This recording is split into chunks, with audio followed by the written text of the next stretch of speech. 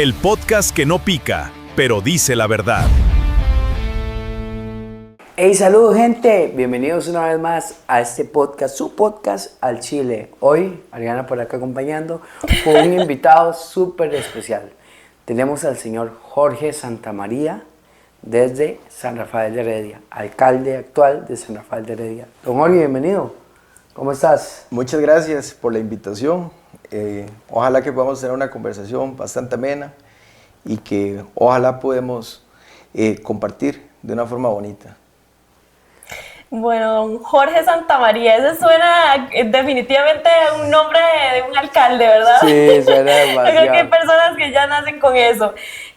Y hablando de nacer con eso, yo quiero irme así, lo más atrás que usted pueda porque yo siempre he creído que lo que somos ahorita tiene mucho que ver lo que vinimos aprendiendo, las vivencias que hemos tenido desde que estamos bebés. Entonces yo quiero saber cómo era don Jorge en la niñez, qué tal su familia, no sé, algo en especial que usted recuerde significativo en su niñez. Sí, bueno, yo crecí en San Rafael, en la otra cara de San Rafael, en lo que es Lotes Peralta, una comunidad que generalmente ha sido como tachada o estigmatizada como complicada. Yo crecí ahí a la orilla del río, entre unas latas. Mi mamá había venido de la zona sur, muy joven, de 15 años. Conoció a mi papá ya, se la trajeron para este lado. A mi papá lo mataron cuando yo estaba casi recién nacido. Y crecí con mi mamá, ¿verdad? Ya ella en ese momento tenía 19 años, 2 hijos, yo era el segundo. Y ella, pobre, venía de la zona sur, huyendo de muchas cosas y crecí ahí. Generalmente yo era un niño, de lo que decían que era un niño problema. Era como un niño hiperactivo, que hacía demasiadas travesuras. No necesariamente ponía atención en muchas cosas, andaba como en lo mismo, ¿verdad? Entonces generalmente no era como el que quería que tener la maestra o el que querían cuidar, etcétera, pero era más que todo por curiosidad, siempre he sido muy curioso, entonces a mí me gusta poner las cosas a prueba, porque eso es como una cuestión heredada, ¿verdad? Mi mamá siempre, como ha sido tan guerrera y viene todo eso, como que le heredó eso, de poner las cosas a prueba, de salir adelante como fuera. Y así lo he asumido yo, desde el punto de vista personal, desde el punto de vista político. Al final para mí lo político es personal y lo personal es político, porque no es lo que es, ¿verdad? Y no es personaje, no es otra cosa, sino uno es lo que es. Exacto. Don Jorge, qué bueno eso que usted habla, porque la gente lo ve, uno es alcalde de un lugar como San Rafael, ¿verdad? Que es un lugar muy bonito y que no conocen esa otra cara de la moneda, que no conocen, tal vez, uno imagina que viene de una familia privilegiada, que viene de la parte, ¿verdad? Que uno dice como high class. Don Juan, entonces, ¿usted tiene algún momento de su infancia que usted recuerde que lo marcó a ser el adulto que hoy es? Yo creo que muchas cosas, porque cuando uno está niño, ¿verdad? Puede ver muchas cosas, no las interioriza. Pero yo creo que crecí con una particularidad de poder entender muchas cosas a muy corta edad. Y yo creo que lo más importante que yo aprendí es poder identificar cuando algunas situaciones son injustas. Y tal vez uno no tenía en ese momento el poder de opinar o de quejarse o tratar de cambiar las cosas, pero sí se las guardaba uno. Entonces al final uno trataba ya después un poco más adelante de canalizar esa rabia, no desde un punto de vista destructivo, porque si no iba a terminar como muchos de mis amigos, unos muertos, otros encarcelados, sino más bien darle vuelta, ¿verdad? Y esa rabia utilizarla desde un punto de vista positivo, o sea, ¿cómo puedo ser un agente de cambio? Qué lindo esa palabra. Sí, bastante interesante. Yo quería preguntarle acerca de qué fue, porque veo que su mamá para usted fue un ejemplo a seguir. ¿Qué fue como lo más importante que su mamá le dejó a usted como enseñanza? a aprender de que somos seres imperfectos, que hay que aceptar eso, no somos seres perfectos, de que hay que levantarse todos los días a tratar de poner el pan en la mesa, de que a pesar de las dificultades hay que sonreír y que también no hay que ser envidioso en la vida, sino más bien que si alguien tiene, de tratar de que tenga más, o si usted está trabajando y tener gente a la par, ayudarle a que crezca y no estancarla. Entonces, yo creo que eso es una de las partes más importantes. De hecho, mi mamá particularmente es una persona sumamente humilde y yo creo que eso uno no puede perderlo. El hecho de que usted tenga un puesto, que tenga un grado, que tenga una profesión, que tenga dinero, lo más importante en las personas es la sencillez y la humildad. Pues si usted pierde eso, no puede relacionarse con otras personas. Posiblemente se relacionará con personajes que la gente construye, máscaras. Pero si usted no conoce la humildad, no puede conocer el corazón y mucho menos la mente de los demás. Qué buena esa frase, ganótela ahí, porque muy buena, o sea, es la esencia de lo que lleva el corazón, porque sí, podemos andar por el mundo y poder conocer personajes, máscaras, pero no lo que es realmente cada persona. Jorge, ¿qué le diría a usted hoy en día, don Jorge Santamaría, una persona que es una figura conocida en su cantón? ¿Qué le diría a ese niño de Jorge de 10 años? Que estamos cumpliendo muchos objetivos. Yo recuerdo que cuando, tal vez no de 10 años, tal vez un poco menos, yo aprendí a leer a los 4 años, porque yo tengo un hermano mayor, que nació el mismo día que yo, curiosamente, solo que él es 2 años mayor que yo. Y mi hermano, cuando estaba estudiando, a mí me sentaban a la mesa, porque como era muy inquieto, me tenían que tener bajo control. Entonces, mientras a él le explicaban o le enseñaban, yo también aprendía. Entonces, aprendí a leer muy temprano. Entonces, era muy curioso. Siempre he sido muy curioso. Yo creo que es una de las particularidades. Tal vez por eso me llamo Jorge, ¿no? Tal vez la parte importante, digamos, que yo aprendí en ese momento, era a ser fantasioso también. No solo la curiosidad, sino ser fantasioso. Mi mamá, de hecho, dice que es una de mis características. Yo soy una persona sumamente fantasiosa, visionaria. Entonces yo le dije a mi mamá, cuando estaba, antes de entrar al kinder, que yo iba a ser presidente de los Estados Unidos, lo cual no creo que sea posible, ¿verdad? Pero al final algo tenía que ver, o sea, algo se metió en la política o algo. Sí. Y lo otro, bueno, le prometí 3 cosas. Esa fue una, la segunda dije que le iba a regalar un palo de cas, todavía no lo he hecho. ¿Un palo de cas? Sí, no sé, es lo que decía yo de niño. ¿Pero por qué un palo de cas?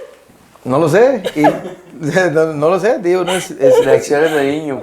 Es niño y dije que iba a ser astronauta. Tal vez no soy físico ni estoy cerca de eso, pero siempre ando en las estrellas. Siempre ando buscando, digamos, cómo ir más allá. O sea, yo no veo solamente, digamos, el metro cuadrado o lo que está cerca de la nariz, sino lo que hay debajo y lo que hay lejos. Porque si no, no alcanzamos cosas, si no nos hacemos mediocres. El hecho de que hoy no tengamos algo no nos puede limitar a que las cosas todas son difíciles. Correcto. Entonces, entre más difícil es un reto, más rico sabe, pero también te hace ver de que todavía hay cosas más lejos. Entonces, eso es importante. Entonces, que he cumplido metas. Y yo creo que esas 3, tal vez la que no he cumplido es el palo de cas, ¿verdad? Porque la de ser presidente de los Estados Unidos tal vez no va a ser presidente de la República acá en Costa Rica, sino tal vez la aspiración que tenía en ese momento era poder tomar decisiones y que no las tomen por mí. Yo creo que eso siempre lo he tenido, yo soy muy majadero y generalmente me pasa en mis grupos de trabajo, etcétera, que yo hablo mucho y absorbo la conversación y quiero eso, pero no es necesariamente porque yo soy impositivo, sino porque soy muy apasionado. Entonces, a mí me gusta que las cosas se logren, lograr los objetivos. Porque si uno no logra objetivos, no va para ninguna parte. Y trabajar en grupos sociales es complejo. ¿Por qué? Porque cada quien quiere jalar por sus intereses, etc. Y a veces la gente no ve lo importante que es trabajar de forma colectiva. No sé si ustedes alguna vez han jugado ajedrez, pero de eso se trata. Es un juego colectivo. La pieza que más me gusta a mí es el peón. Porque el peón sabe que tiene mayores posibilidades de morir. Y generalmente lo usan de carne de cañón. Pero siempre tiene la esperanza de poder coronarse y ser una dama. Y tener su propio destino. Y esa es la vida, yo creo que es la parábola o la metáfora de la vida de todos nosotros, ¿verdad? De empezar desde algo muy simple, pero trabajando para el equipo, y si eventualmente tengo la oportunidad de ser dama, poder ayudar al equipo. Y yo creo que eso es la parte más bonita de poder trabajar en la comunidad, porque usted no trabaja para usted trabaja para la gente. Y al trabajar para la gente, tal vez la satisfacción no es que digan Jorge hizo, sino más bien es la gente tiene, la gente puede. Cuando, no sé, cuando usted viene de una extracción donde no hay oportunidades, lo más chido no es que yo ahora tengo la oportunidad y si te vine y me acuerdo, sino más bien ahora hay oportunidades para todos. Queremos oportunidades para todos. Exacto. Ese sentimiento de servicio, ese don de servicio, de servir a la gente, usted lo trae desde niño, trae esas ganas de dejar ese legado, de servir, ¿verdad? O sea, por lo que veo. Sí, tal vez puede ser hasta un trauma, le podría decir, digamos, como uno es el niño problema, entonces siempre le echaban las culpas de todo a uno, todo lo malo era culpa de uno, ¿verdad? ¿Qué se hizo eso? ¿Qué votó esto? ¿Qué quebró lo otro? ¿Qué lo otro? Entonces ya más bien después uno trata de hacer cosas buenas, ¿verdad? Para que también vean que uno no es solo cosas malas, también es cosas buenas. Y una de las cosas que a mí tal vez me genera satisfacción, más allá de que salga un titular o que se saque una noticia o alguna cuestión que uno comunica, para que la gente sepa qué hace uno con la plata de ellos, más allá de eso, es poder ver la sonrisa de alguien. De que si llegó, no sé, una alimentación a una persona, si alguna persona pudo encontrar una casa, si alguna persona logró tener una beca, si un proyecto que era necesario que le reduce 30 minutos de viaje o 15 minutos de viaje se puede dar, eso es lo que al final realmente importa, ver la satisfacción de los demás. Porque más que el servicio, me gusta ver a la gente contenta, me gusta ver a la gente feliz, me gusta ver a la gente en paz. De hecho, yo soy muy tranquilo, o sea, a veces la gente dice, pero es que es demasiado tranquilo, o sea, le pasa el alma por el cuerpo. Pero si no tuviera esa tranquilidad o esa paz, yo creo que uno no podría dedicarse a esto, ¿verdad? Porque usted tiene que tener paz. Exacto. Porque usted tiene que ayudarle con el puesto que yo tengo, particularmente, desde el que te cae bien hasta el que te cae mal, hasta el que te molesta, porque al final sos el alcalde de todos, no de unos pocos. Usted no puede venir y simplemente, está bien, pues te caerá mal y tal vez otra cosa, tal vez personal, estuviste con alguien, etcétera. Pero si al final te dio a pedir ayuda, al final uno tiene que, en este caso, entender cuál es su trabajo, y su trabajo es ser alcalde de todos, el representante de toda la población. Usted decía ahora algo muy importante, que era de qué se puede sentir, tal vez ser como el alcalde, del alcalde ser el representante de la gente. Usted decía, mira, la gente puede tener como ese pedigrí. Ha pasado en el cantón que gente, porque era familia, tenía el privilegio de hacerlo. Pero yo le puedo decir que gente como yo es la mayoría en mi cantón. Gente que le ha costado sacar estudios, gente que no ha tenido las mismas oportunidades, que ha tenido que salir a trabajar. Yo antes de meterme en la política, yo trabajaba en un automercado, era cajero. Oh. También trabajé en una fábrica, trabajé en la POPS, ahí le ponían un sombrero ahí, no que sería uno, etcétera. Y mucha gente empieza así, o sea, en realidad esto es otro trabajo. Pero yo lo que siento es que al final yo represento a muchas personas que andan hoy luchándola ahí. Sí, usted andan ahí en la calle usted representa trabajando a la clase pulseadora, a la clase obrera, o sea... yo creo que usted está dando el clavo, o sea, realmente yo vengo de una extracción obrera. Entonces, yo represento a muchas personas que han pasado eso, que no necesariamente tienen la oportunidad de ir a estudiar afuera, al extranjero, de muchas cosas, de tener los mejores trabajos, o que mi papá me dé un trabajo, o me dé una casa, o me dé un carro. Herencias familiares, o sea... Eso no, yo creo que si hay algún momento me llegan a heredar algo a mí, mis familiares son deudas. Yo tengo la misma herencia. Sí. Esa es la realidad, lo que más se socializa en la vida son las deudas. Tiene el honor de ser el heredero de todas las jaranas. Tocará, pero al final nada, yo he aprendido en estos 36 años de vida que siempre que pasa algo malo es porque viene algo bueno. Amén. Y Dios no le da algo a uno que no puede soportar. Y que Oiga, es que 36 años está súper joven y, o sea, ahora que usted dice esto, porque nos saltamos desde la niñez, quiero que nos hable también un poco de cómo fue su adolescencia, el estudio en la parte de colegio y todo eso. O sea, cómo fue, usted fue, al final, digamos, nos hablaste de los retos que tuviste como niño, pero como adolescente, ¿cómo fue esa vivencia? si era problemático de niño, era más problemático de adolescente. Dice, le imagines, dice. Sí, yo anduve metido mucho con el tema de ser punk y andar en ese tipo de cosas. ¿Qué es punk? ¿Qué es punk? Es una subcultura, es una subcultura de que es contrasistema. Don Jorge, vea, es que ella es una niña, tiene 19 años, entonces... 19 años. Sí, 17, digo, no, se va a cumplir 22, pero ella dice a veces que tiene 17, que es una niña, Estoy entonces... vacilando. Vacilando. Pero nosotros vacilamos con eso porque hablamos de generaciones, de hecho, ahora estamos hablando de trilogía y y ella decía, ¿pero qué es eso? Y ya se le Es que acordó. yo no me acordaba. Entonces digo, ya es que es una niña, está muy joven, yo tengo 31. Entonces, no, tal vez no soy tan viejo, pero ya más o menos conocí algunas cosas. Entonces, para poner en contexto. sí. ¿Qué es punk? Entonces, explíquele qué es punk. Es como una subcultura, digamos, que nace a partir de la música punk, pero también tiene una cuestión social muy arraigada. Hay vertientes, digamos, de puntos ideológicos, que es muy político. Pero generalmente es contrasistema, va contra el tema de las injusticias, de muchas cosas que el Estado hace, que no necesariamente son correctas contra los demás, no necesariamente va ubicado a una posición política establecida, y va más que hace el tema del anarquismo.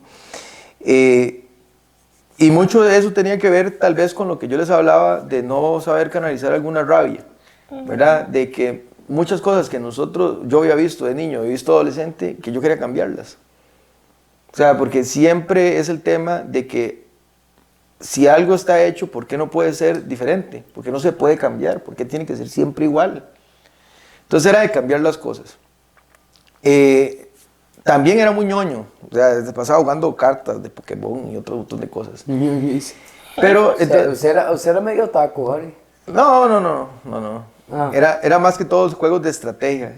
En realidad siempre he considerado que soy bastante listo, solo que era muy indisciplinado en el colegio. Yo, por ejemplo, no tenía trabajo en clase, generalmente no tenía cuaderno, no tenía otras cosas. Iba al examen, sacaba el examen casi perfecto o perfecto, de 100, y pasaba porque la nota de los exámenes te sumaba y te daba un 65 o te daba un 70. ¿Verdad? Y pulsaba uno que otro punto. Entonces tenía muchos problemas con mis profesores porque decían que yo estaba para más. Pero ¿qué es lo que pasa? Que eso nos pasa a muchas personas que tenemos la condición de tener déficit de atención e hiperactividad. Aprendemos diferente. Y muchas veces el sistema educativo no te da opciones. Entonces, yo muchas veces me escapaba y tampoco me escapaba para hacer tonterías. Yo me escapaba, por ejemplo, para jugar con otro compañero ajedrez o jugar damas, o ir a jugar cartas, o ir a jugar bola, etcétera. ¿Por qué? ¿Por qué pasaba eso? Pasaba a veces que cuando yo empezaba el año, nos daban los libros. Y yo me los leía todos. Entonces ya después sabía las cosas. Y entonces eso nos pasa a muchas personas que tenemos déficit de atención. Después pierde el interés. Porque ya, ¿para qué me va a decir algo que ya sé? Entonces, la reflexión que me deja es que muchas veces el sistema es muy injusto. Porque todos aprendemos diferente. Por ejemplo, mi hermano... lamentablemente, los profesores eran muy crueles, incluso algunos otros compañeros decían que no era muy listo, se quedó muchos años. Pero mi hermano es muy bueno haciendo cosas manuales. O sea, hace artesanías, hace cuestiones plásticas, etc. Es bastante listo para otro tipo de inteligencias y el sistema no le da oportunidades. O sea, tiene que seguir como el mismo estándar para poder pasar. Y por dicha mi mamá, a pesar de las dificultades, lo mandó casi todos los años a repetir, pero por lo menos salió del colegio y está estudiando en la universidad. Pero a lo que quiero entender es que no hay como muchas oportunidades de poder cambiar, digamos. Me imagino que a otras personas les pagarán tutorías o los mandan a otro tipo de colegio, otras cosas, pero mucha gente no. Porque estábamos como predestinados en esa adolescencia como a ser obreros, a trabajarle a alguien. O estudia algo para que sea alguien. O sea, no somos nadie. No somos nada. Ese es tal vez con lo que crecimos. O sea, eso es con lo que crecimos. Y entonces en ese momento era como muy rebelde. Y así me la llevé. Una de las cosas que tal vez marcó una parte muy importante de mi vida, para no ser tan rabioso y como nada más ser criticón y todo, fue cuando una vez yo me fui según yo, a burlarme de unos amigos míos al parque, porque se habían metido a los scouts. Entonces yo les iba a ir a hacer bullying y al final terminé yo metido en los scouts. Y El estafador resultó estafado. El karma. Sí, no, y de verdad que yo aprendí todo, o sea, de verdad que... Pero, ¿cómo terminó ahí? Es que hacían cosas muy interesantes, o sea, y como le digo, yo soy muy curioso, a mí me gusta aprender, o sea, a mí me gusta aprender de cualquier cosa. Para mí todo es importante, y en los scouts te enseñan demasiadas cosas interesantes. Y más allá de eso, era también un refuerzo, digamos, para una persona que solo contaba con la mamá, y la mamá evidentemente trabajaba hasta 12 horas fuera de casa, ¿y quién ve por uno? Sí. ¿Verdad? Es aprender, por ejemplo, a ser leal, a ser limpio, a aprender muchos valores, y que había gente ahí para uno a pesar de que no era familia de uno. Entonces al final uno construye una familia. Y tal vez ahí sí aprendí lo que no aprendía en el colegio o en la escuela. Encontré mi forma más fácil de aprender. Porque los scouts tienen un método muy bonito, que es aprender haciendo. Esa es mi forma de aprender, ¿verdad? La experiencia, de salir, de no quedarse ahí. Hay mucha gente que piensa las cosas y le da parálisis por análisis y no termina haciendo nada. Hay mucha gente que conozco yo, que no tiene un certificado, que no tiene un montón de cosas, se volvieron millonarios, se volvieron exitosos o viven una vida plena porque hacen las cosas. Exacto. Y entonces esas personas muchas veces no se les valora, ¿verdad? Entonces solamente es el que tiene esto, el que tiene lo otro, eso. Y a veces no tener también es tener. Exacto. Entonces eso fue como una parte bonita de la adolescencia, de entrar a los scouts. Y fue como el equilibrio. Después de ahí como que muchas cosas cambiaron, ya pasaron las modas, ya pasaron todo ese tema de la contracultura, de toda esa cuestión, ordenarse un poco, de ver cómo trabajar en la sociedad, ayudar. En los scouts hay una cosa que me gusta mucho, pero que también critico. En los scouts, por ejemplo, se le enseña al chico a la vocación de servicio, y eso está súper bien, y es increíble, porque realmente es bonito saber que el que no nace para servir, no sirve para vivir, ¿verdad? Eso es sumamente cierto. Pero también unas cosas que es bastante injusta es que a los scouts se les utiliza como mano de obra barata. Entonces los invitan solo para que vayan a servir, ¿verdad? Para que vayan a recoger la basura, para que vayan a hacer otras cosas y no necesariamente para ser protagonistas de las actividades donde participan. Y eso es un tema que a mí me dolió mucho en su momento. Incluso ahí también fue como mis primeros puntos en la política, porque me metí en la política scout. Y al final yo también terminé saliendo porque critiqué cosas. Yo siendo protagonista del programa, o saliente del protagonismo del programa, que es una institución o una asociación para jóvenes, era liderada por adultos con una visión de adultos. Y entonces me metí en problemas, porque esa es la otra parte que yo tengo. Yo nunca me quedo callado y me meto en problemas, ¿verdad? Entonces me metí en problemas, al final hicieron todo lo posible para que me fuera, de por sí ya estaba casi fuera del programa. Y después pasó de que pedí oportunidades de ser dirigente para ayudar a los protagonistas y no se me dio como mucha oportunidad en ese. Tal vez era, como era tan bocón o otras cosas en su momento, o más idealista que ahora. Entonces, como que me metí en problemas. Pero bueno, yo soy bueno metiéndome en problemas. Don Jorge, ¿cuál ha sido el golpe más duro que le ha dado la vida? ¿Qué ha sido lo más duro? ¿Qué podría decir? No sé, cuando tal vez mi mamá enfermó. Hubo un tiempo que mi mamá tuvo cáncer de cervix y no estuve muy enterado porque a mí yo prefiero a veces no pensar en ciertas cosas que no quiero pensar para no saber. Y, digamos, ella le iban a extraer como la cervix. Después ya entendí que era algo más común, pues no era tan peligroso. Pero cuando dijeron que le iban a operar y todo eso, fue como una cabalgata, digamos, en el pecho que uno tuvo, de pensar de qué pasa si ya no está. O sea, porque yo no crecí con papá. O sea, entonces, ¿qué pasaría? O sea, ¿quién me apoya? O sea, ¿quién tengo? Entonces fue como un lapsus. Pero también, como te digo, o sea, no hay nada que uno no pueda soportar. Si en algún momento tendrá que pasar, somos humanos, no somos infinitos, tendrá que pasar, posiblemente dolerá, pero también uno tiene que aprender a pararse, a tener carácter y a enfrentar la vida, porque yo estoy seguro que mi mamá, y posiblemente vea el podcast después, ¿verdad? Podrá entender que por su forma de ser y a cómo me crió, de que hay que levantarse y hay que hacerlo. Entonces tal vez no es un golpe, tal vez fue un susto, pero también fue como una enseñanza de qué podría pasar. Era como el primer aviso, digamos, nos enseñó a valorar. de que podía pasar algo. Exacto. Don Jorge, ¿hay algo durante su vida que quizás dentro de la lucha has pasado, has sufrido, que nunca le has dicho a tu mamá? Había pasado, como hasta tal vez unos 4 años atrás. Al final se lo dije. Y fue como, no sé, como quitar todo el peso que yo tenía encima. O sea, mi vida cambió desde ese momento. De algo que me había pasado. Fue doloroso. Fue muy complicado. Porque involucraba también a otras personas que quería mucho.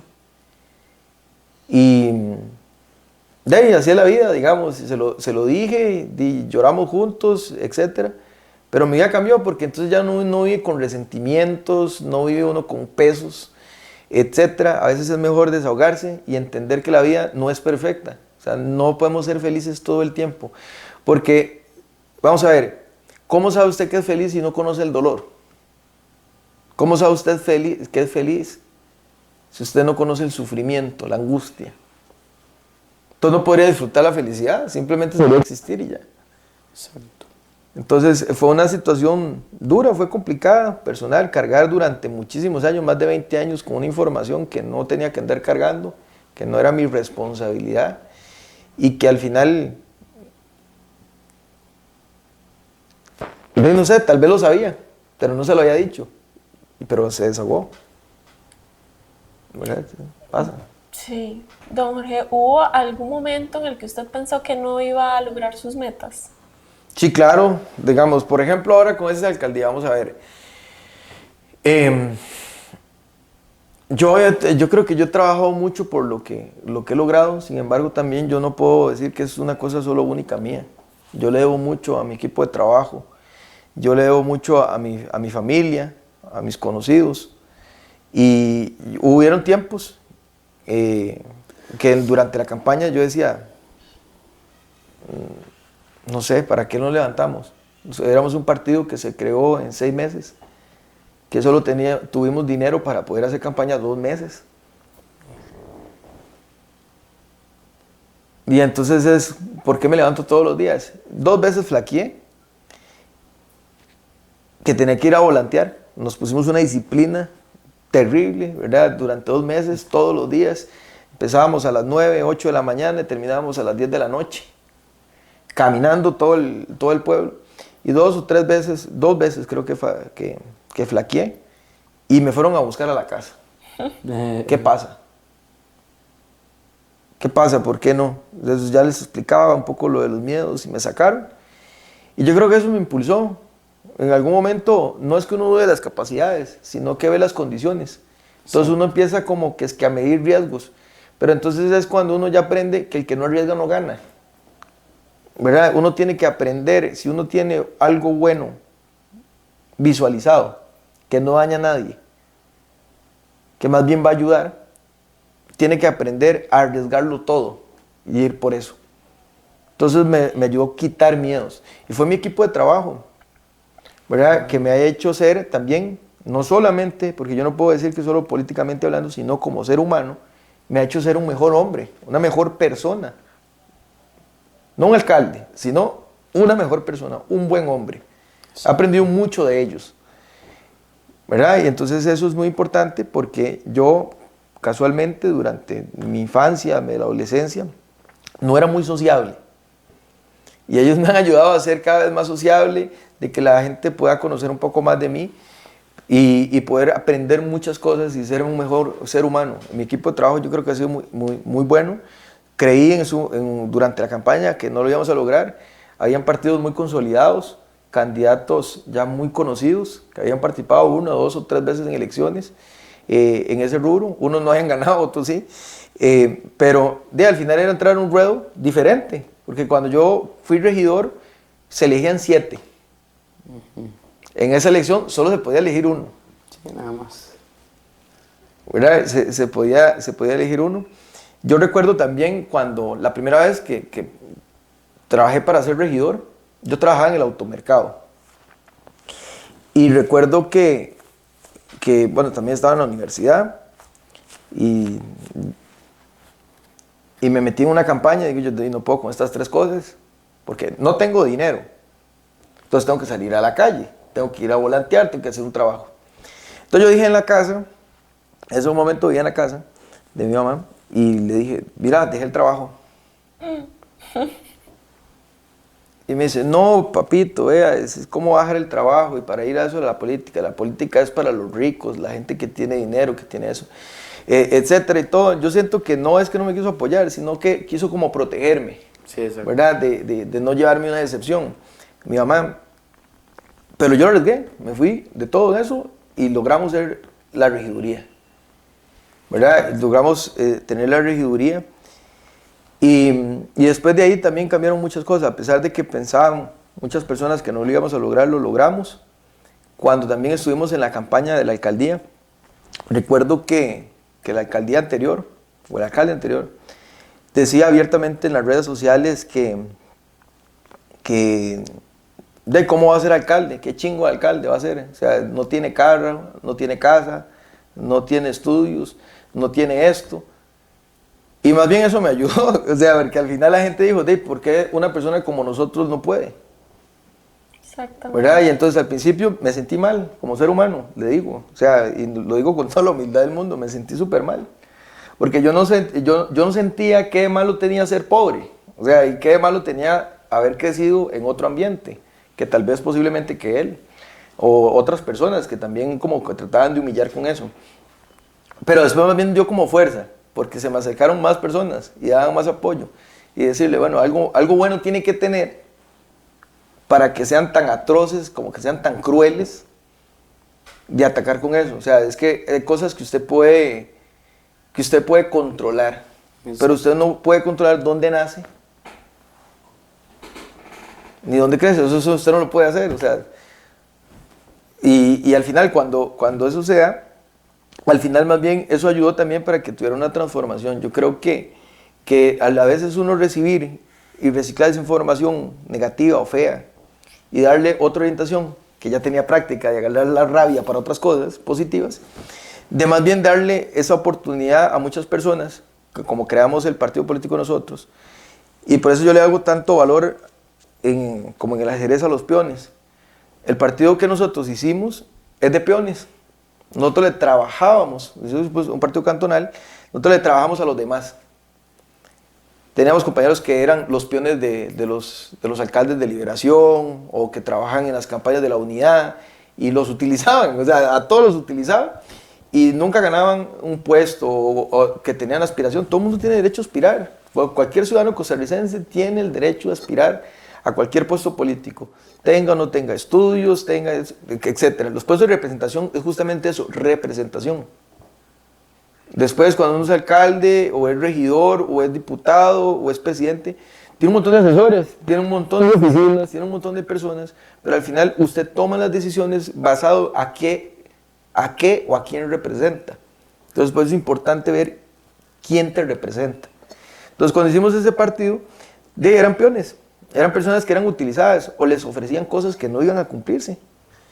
Yo tengo un compañero, por ejemplo, que le habían ofrecido, mira, es que cuando nosotros quedemos, usted va a ir a la empresa de servicios públicos, que era una de las monedas de cambio. Y nunca se lo dieron. Y era nada más para que le apoyara logísticamente o para que aportara dinero u otras cosas. Y esa política nosotros la erradicamos. ¿Por qué? Porque como hemos sido peones, sabemos lo que duele que nos utilicen. Y entonces eso también como que cambió y fue disruptivo el hecho de que muchas personas que pensaban que no lo íbamos a poder hacer, lo hicimos. Nosotros, les voy a dar un dato muy importante. Nosotros hicimos algo que no ha hecho nadie. Nosotros hicimos historia pura en la política costarricense. Es un dato que ustedes no saben. Nosotros somos el único partido cantonal en la historia que la primera vez que participa gana. Ah, ok. Con el menor tiempo de formación. Entonces nosotros tenemos un dicho en el partido. Nosotros somos el partido que nació grande. Qué bueno. ¿Verdad? ¿Cómo se llama? Bienestar rafaeleño.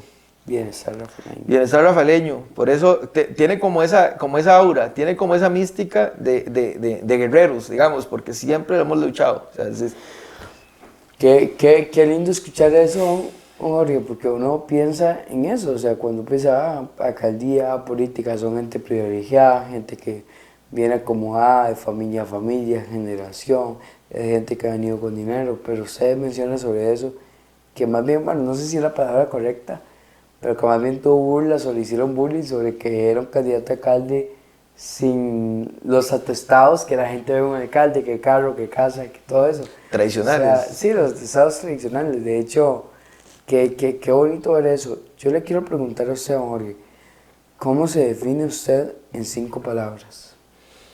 En 5 palabras. Primero, yo pensaría que es una persona muy sencilla. Sencillo. Sí. Creo que soy una persona soñadora. Creo que sería la segunda. La tercera pensaría que soy muy analítico de las cosas. La cuarta creo que sería que soy muy sensible. Y la quinta, que soy muy inteligente. Ok. Es lindo ver, digamos, cómo relaciona las palabras referente a lo que usted ha vivido en su vida, porque todo eso usted se ha venido a dar cuenta conforme el proceso de su vida, porque si usted se hubiera quedado con lo que la gente decía de usted desde niño, se hubiera quedado con el hiperactivo, con el ansioso, o sea, con todas las características negativas. Con el majadero, o con la destructivo, gente- etc. exacto.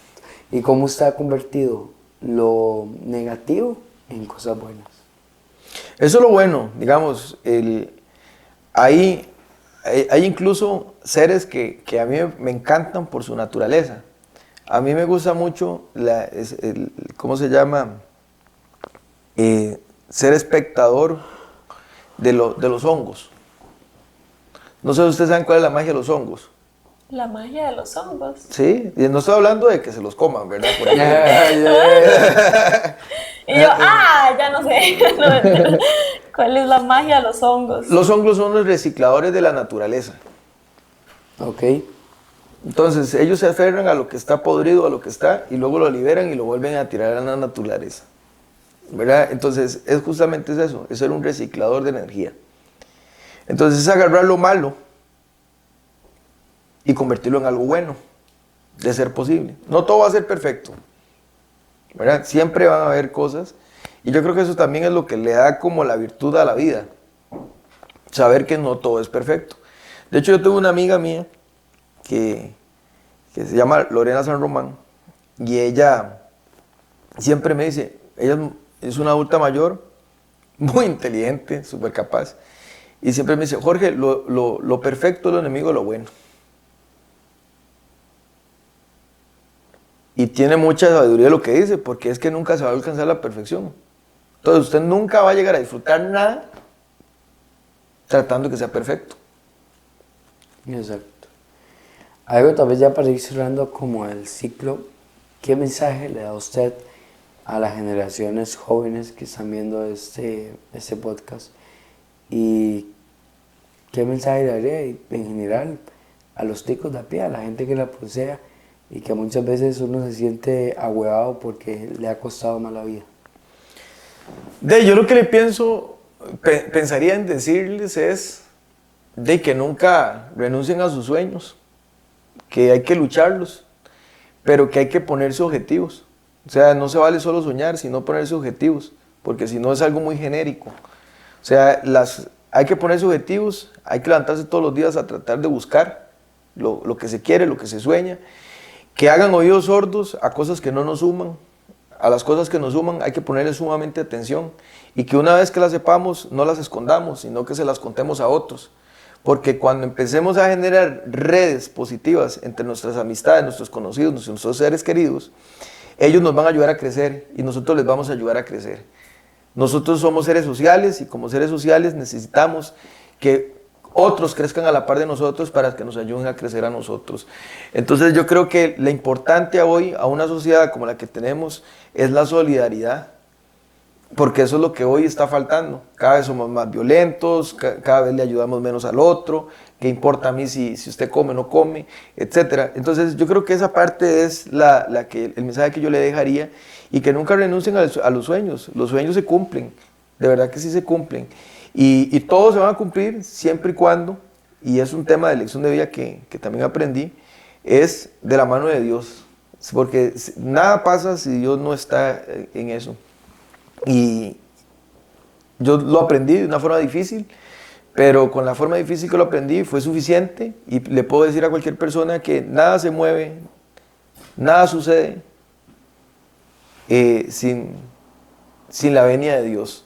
Entonces es eso, nada más, sueñen, pero sueñen teniendo objetivos y trabajar, digamos, y yo creo que una de las partes más difíciles que por lo menos todavía me cuesta, y no sé si al resto, ¿verdad? Yo creo que la mayoría, es ser disciplinados, pero hay que intentarlo, ¿verdad? Porque si no tenemos disciplina, muy difícilmente encontremos los objetivos.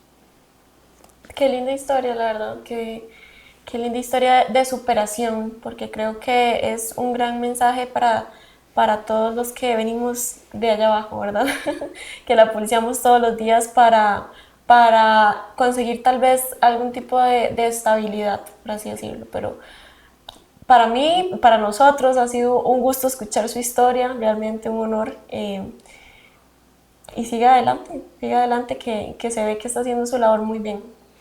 Es como le digo a todos mis vecinos, ¿verdad? Estoy para servirles. Muchas gracias, don Jorge, de verdad, por compartir eso con nosotros.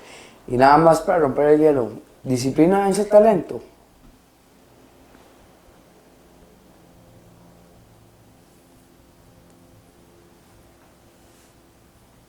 Es complicado, ¿verdad? Yo sí le digo que es complicado porque las dos cosas juntas generan una sinergia. Exacto. Estupenda. Y creo que las dos cosas se pueden mejorar.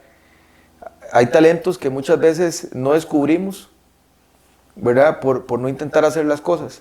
Hay una parábola que nos enseñan en el catecismo de los chicos con los talentos, ¿verdad? Que a uno le dieron un talento, a otro le dieron 3 talentos y a otro le dieron 5 talentos, ¿verdad? Y a uno, porque le dieron 1, fue y lo escondió y no desarrolló. Y al que le dieron 3 terminó con 5, el otro terminó con 7, 8, 9, 10. Hay muchos talentos que podemos desarrollar. Entonces, a veces creemos también que tenemos mucho talento en algo y terminamos siendo soberbios y de nada nos sirve el talento. Entonces, yo no pienso que una cosa rompa con la otra. Lo que sí le puedo decir es que un talento con disciplina va a llevar a un éxito mucho más apresurado. Buenísimo. Y la disciplina es una herramienta, el talento es una virtud. Así es. Es que es una frase como trillada, entonces quería tirarse ahora que tocó el tema. Don Jorge, muchas gracias de verdad por aceptar la invitación.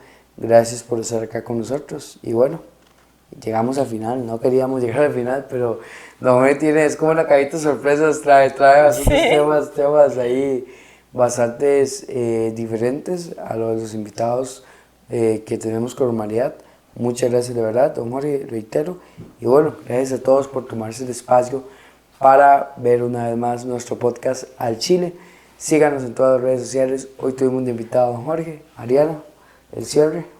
Decirles que nos sigan. Dice lo que acabas de decir, que nos sigan y que bueno, nos digan a quién más quieren ver en ese sillón.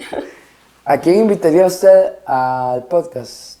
Para ir cerrando, desde hace rato, ¿qué productor está detrás?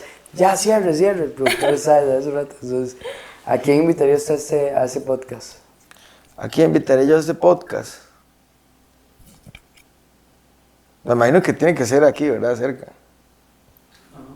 ¿No? ¿A quién invitaría yo a este podcast?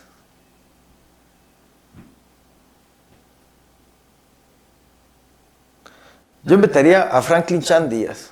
Oigan. Bueno, no lo dije yo, no lo dijo Ariana, lo dijo nuestro invitado hoy, don Jorge Santamaría. Franklin Chan, si llega a ver esto, está invitado y te esperamos. Los esperamos en el podcast de Chile con Franklin Chan, lo sabemos. Nos vemos, hasta luego, muchas gracias.